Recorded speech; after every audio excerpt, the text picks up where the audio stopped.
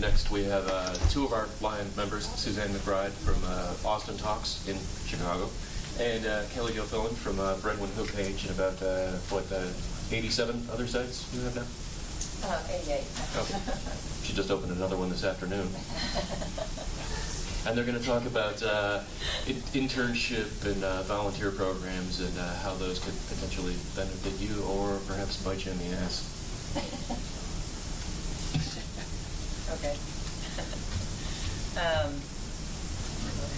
We're going to start with, I'm going to go first. I'm just going to kind of talk about some of the internships we've provided and how they work, and then talk directly about a couple of interns. First of all, I was going to show you the job descriptions. This is for the editorial internship, and basically just tell them what they're going to be doing. I mean, we posted this like it was a job on our site, but at the bottom, Homepage Media Group will provide any information your college may require for you to receive class credit, and it says on there it can be about 20 hours a week and then it's unpaid. So before they ever even apply, we told them that. I think that's really important to be upfront like that. We did this editorial internship, a graphic artist intern, which unfortunately we did not get one. We had 2 people apply, but that didn't work out. And then for the first time this year, we're doing marketing internships, and had a lot of applications for that. And so that's really fun for me because that's kind of my background and what I do.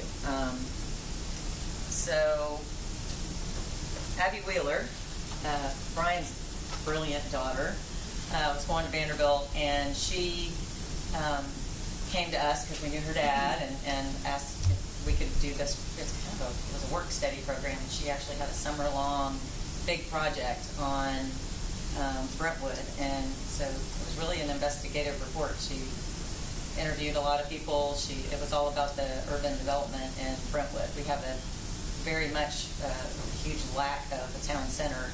It's just Franklin Road going through town.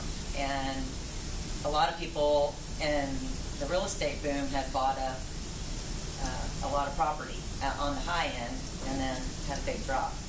And so now all this land is locked up with people who aren't going to let it go, and so town center is locked up. So Abby did a full investigative report on that, and we did a 5-part series after she left that summer on graduate. She did a great job. It was a really positive experience, and my former partner Susan was the one, worked 25 years experience working directly with Abby, and people from Vanderbilt came and interviewed Susan. And, I mean, it was a full. It was our first experience with just a really positive experience, and teaching her and interacting with her, and got me juiced up for doing things in a different way at that point. I think that was 2 summers ago. Well, I guess I paid for it. Yeah, and you paid for it. Thanks, Brian. She was great. So this year, I just kind of wanted to let y'all know how, if you do it, you need to take it seriously, I guess is what I'm saying. I spend a lot of time. I have 3 marketing interns this summer, and I actually had some projects that I've been putting off that I wanted to do, and I thought, well, if I commit to do them with them, they're going to get done, because I'm making myself do this. They work 3 days a week. They come in. We're sitting in my office around my table pretty much all day. I mean, I might have to leave for a sales appointment or something, but so we're doing a video that's going to be directly focused at advertising agencies and let them know how we're doing it. They've been involved in the project since the ground up. We've let them, they're going to be going and actually videoing the business people. I think the exposure, what they're going to be getting out of this is exposure to the business men and women, the leaders of the community, because we're getting testimonials from them. And they'll have this video project to show on their resume, and that's something really important to take away. And and I'm valuing their input, receiving their input, and then turning around and using it. And I think that is a confidence builder for a young person. And I think that's also part of my job as their intern supervisor. None of them are doing it for credit, and Suzanne's going to talk about that a little bit. They just want the experience. And I always say when they come in for the interview, I know you need a job. My daughter's doing a free internship this summer at a physical therapy place, and she's working and not getting paid anything. We told her she had to limit that to 20 hours because she needed to have a job. My kids supplement their social stuff in college, so that's an important part as a parent. I don't want to take advantage of these kids. I want them to, their job comes first and then the internship second. So we work around their hours. The other things they're getting exposure to, they're doing copywriting, CRM training. I've had them sit down and train on my CRM with all the videos so that they understand what it is. They've gone on sales calls. They've been cold calling. And we're in the middle of developing or really instituting a new customer service plan or retention plan. And so they're in that, helping me input the data. So I think we're providing a really robust internship. On the editorial side, we have two, one from Austin P, one MTSU. They are journalism students. They do rewrites. We let them pick 2 rewrites a week to go out and do a story and interview people, and turn it into a story. And then after they've been there for 3 or 4 weeks, and we feel like they're responsible and they present themselves well, we will assign them freelance. We'll give them first chance at some freelance assignments if they can make some money. And that's pretty much how we've done that. One of the things when I was seeing this, I've never seen that list, which we're going to talk about, but I thought it was interesting that impeding your business. I mean, it definitely is impeding my business or what I would normally be doing, to be doing these things with the interns. But we are still getting a lot out of it, and I get a lot out of it teaching them, because it's something marketing is something I love to do. Sales is something I love to do, and it's fun to watch them light up. And I wanted to just kind of tell you the ages. Never have really done high school interns, but we had a young man come in who was just dying to do this. He's going to be a senior this year, but he's been in DECA in high school for the last 3 years. He's already done some big marketing projects in high school class. That's really great DECA at that particular high school. And then I have a junior from University of South Carolina, a sophomore from Penn State who's a broadcast major, and she's really the one kind of heading up the video project. And then the other 2 are journalism. Did I leave anything out? Okay. So now that Jan has scared us all to death and we think we shouldn't do interns, Jan and I will probably be almost near each other on this issue, but not exactly. And I come from it from 2 different vantage points. I'm the associate chair of our journalism department, so the internship program falls under me on the academic side. But then I run a hyperlocal website, have for 5 years, largely with interns, although in my case, they're paid. And this is something I want you all to be thinking about. If there's a college or university in your area, and there's probably at least a few of them, or elsewhere, and they have students who are graduate students in particular, they're grad research assistantships, that the more forward-thinking institutions are using in this way. So I have 2 paid grad assistants this summer who are basically working as reporters and marketers for me. I am not paying for that. That's coming from the college. That is money the college will be spending anyway. And honestly, some of those grad assistantships that these students have been doing would not be nearly as helpful to them in terms of their creative work and development. So when we think of trying to get paid work, don't just think about going to college and universities to get people, but think about how perhaps they could pay for it. So I have a little bit different angle of that than Jim did with his gun project, and that I think there is a lot more money than many of us realize, maybe not huge amounts, but a few $1,000s here and there that can be a real good salary for an intern. Now, the thing you need to keep in mind, though, with interns is they are being put through a training program. So when you start to think, oh my gosh, I even have an intern, based on what Jan, the really good, reasons Jan laid out for us, is yes, you should, but you need to think very thoughtfully about exactly what they're going to be doing. Now, if you're hiring interns who are basically entry-level reporters or marketers or ad salespeople and you're not paying them, yeah, you're going to have a problem. But chances are, if you're getting interns from colleges or high schools, those folks aren't ready for prime time yet. And so getting back to this idea that it's going to be impeding your work, it absolutely is, because you're going to be training them. So if it's a training type of environment, you're not going to be on such sketchy grounds in terms of paid or unpaid. Now, if you have the same intern come back 2, 3 times. If you like them that much and you're bringing them back and they're doing far more complicated, largely unsupervised work, you're going to be in a little bit of trouble, I think. I'm not a lawyer, I don't even play one on TV, but I would be wary of that. All this falls under, Janet mentioned this 6-factor test. And that actually dates back to a 1947 case involving railroad workers who were training in a training program. And so it just kind of tells you that the law has been rather stagnant in this area, and I think we're going to start to see a lot of change now with some of the more recent litigation. But this falls under U.S. Department of Labor. This is the 6-factor list for you. And what I would really think about is how beneficial is it to the intern versus to you? It really should be more beneficial to them than to you. If it's almost 50-50, like you're getting something out of it, but you're spending a lot of your time doing it, that's okay. But when it starts to be you basically hiring someone that is doing work ostensibly that a paid person would do, you're going to have some problems. You cannot displace regular employees. Now, in a lot of our cases, we don't have that many employees to begin with, so we're hiring people who we can't otherwise hire. I still think that applies to you. Because again, remember these factors date back decades. They have not been updated. They are not necessarily entitled to a job. Be very upfront with them from the beginning. I like the job descriptions that say it's unpaid. I think it also is wise to talk about when it's going to end, what has happened in the past with past interns. For many people, internships are a gateway to a job because it's a great way for you to try out someone.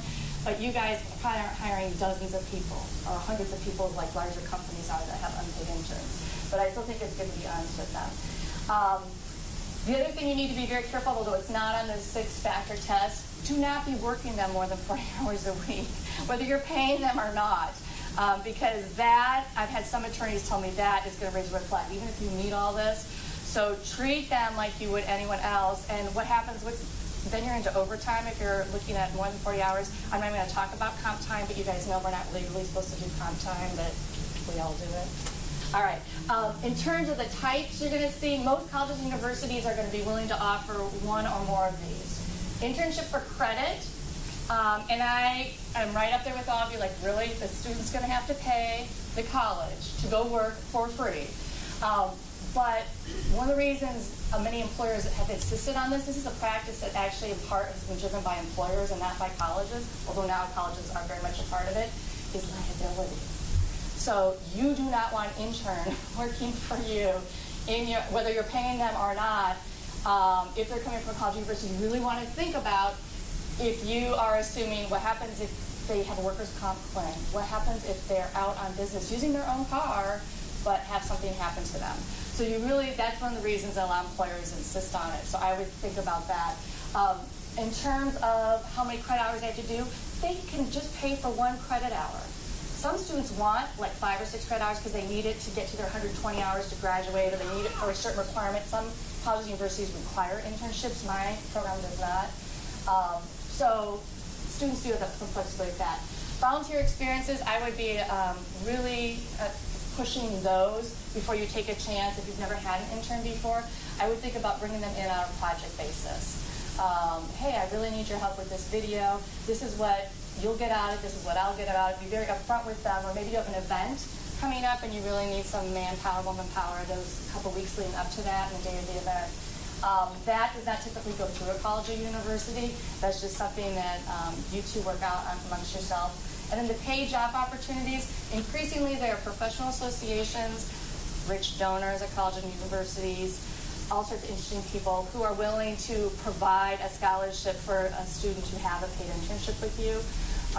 In fact, in Chicago, we had the Chicago Headline Club, the SBJ chapter there gives 2 or 3 paid internships, usually $2,000 to $3,000 each. Part of a reason we couldn't give them away because in 2 of these cases, the students couldn't line up and prove that they had an internship, which just breaks my heart because that's money that we could have given to someone. So there are ways to get the paid internship and not necessarily have to come out of your pocket. I'm going to put this online if you guys want it, but basically this is language that if you're dealing with a college or university, you need to see this kind of language. If it's an internship, it needs to be a mentorship situation. It's a training program. You're working with them. It's going to take hours out of your day or perhaps out of your week.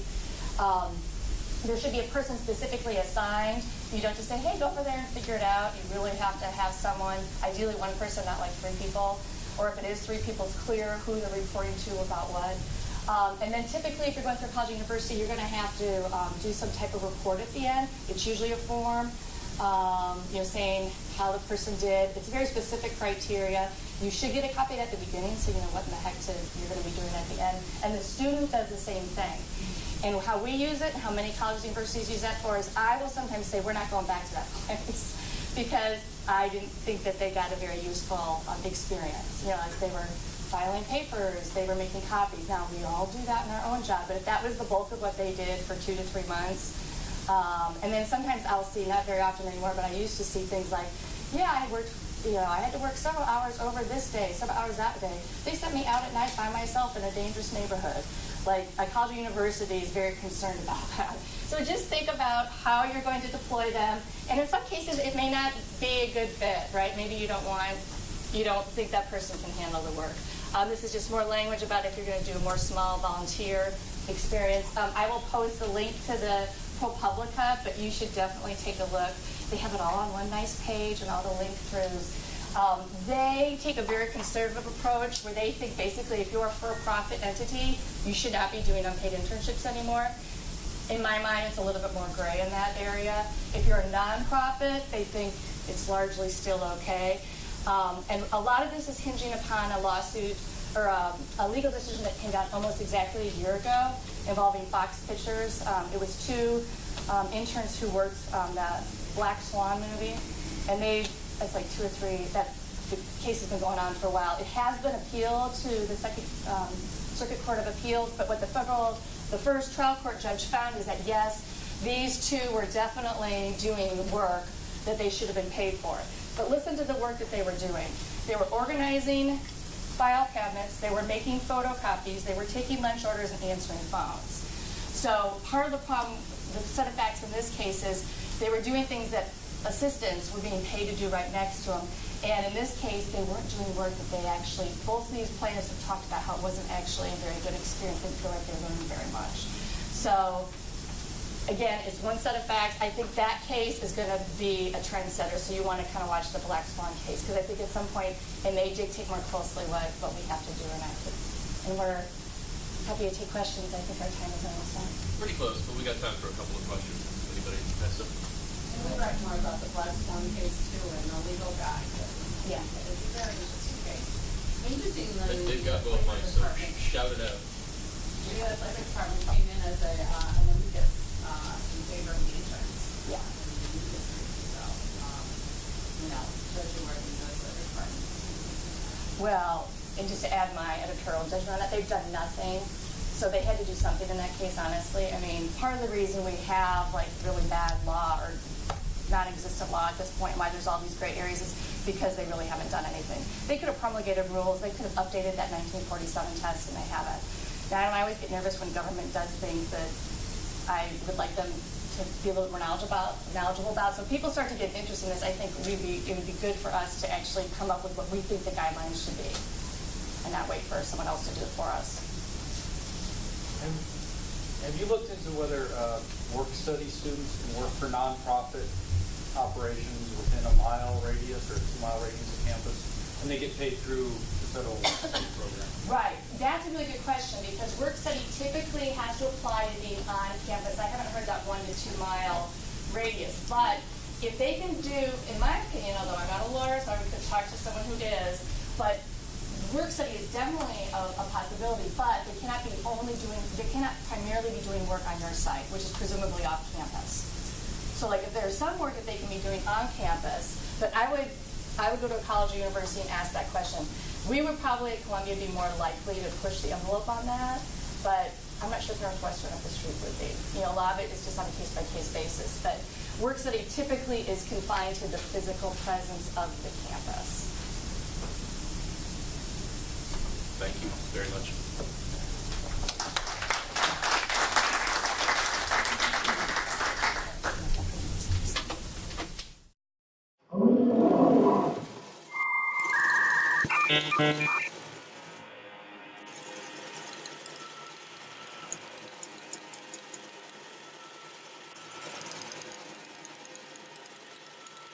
Aye.